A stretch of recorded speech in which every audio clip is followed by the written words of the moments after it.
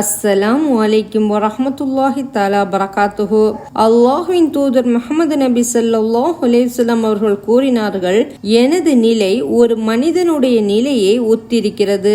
அவர் தீ மூட்டினார்.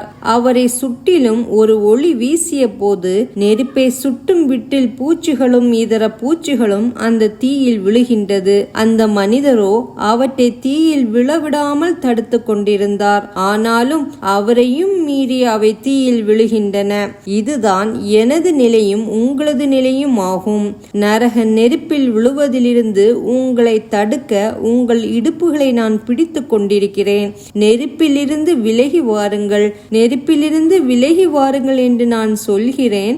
ஆனால் நீங்களோ என்னையும் மீறி நரகத்தில் நுழைந்து கொண்டிருக்கின்றீர்கள் என அல்லாஹ்வின் தூதர் ஸல்லல்லாஹு அலைஹி வஸல்லம் அவர்கள் கூறுகின்றார்கள்.